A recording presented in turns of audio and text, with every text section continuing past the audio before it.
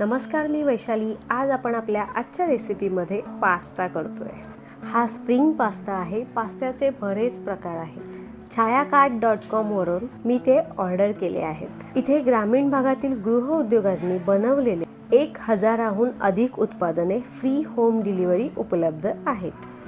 तुम्हाला जर ती ऑर्डर करायची असतील तर डिस्क्रिप्शनमध्ये मी त्यांची लिंक शेअर केलेली आहे। ज्वारी मॅक्रोनी पास्ता, नाचणी रागी मॅक्रोनी पास्ता।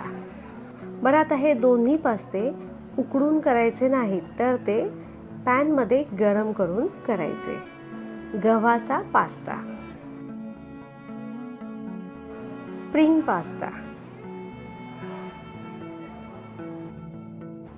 आणि त्याचबरोबर पेनी पास्ता। हे सर्व पास्ते मिलेटपासून बनवलेले आहेत। यात अजिबात मैद्याचा वापर केलेला नाही। प्रोटीन, कॅल्शियम आणि फायबर, रागी आणि ज्वारी हे हेल्दी मिलेट सुपरफूड आहे। आज आपण स्प्रिंग पास्ता करतोय।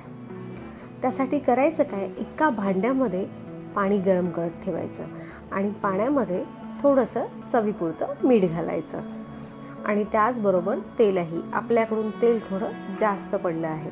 बरं, आता या पाण्याला छान उकळी आल्यावर आपण घेतलेला स्प्रिंग पास्ता पाण्यामध्ये घालायचा आणि पास्ता छान असा उकडून घ्यायचा। पास्ता उकडून झाल्यावर एका भांड्यात किंवा चाळणीमध्ये काढून घ्यायचा। आता पास्ता करण्यासाठी भांड्यामध्ये तेल घालायचं। तुम्ही तेलाबरोबर बटरही घालू शकता। तेल गरम झाल्यावर यामध्ये बारीक चिरलेली लसूण घालायची आणि त्याचबरोबर आवडीनुसार हिरवी मिरची आणि जाडसर चिरलेला कांदा।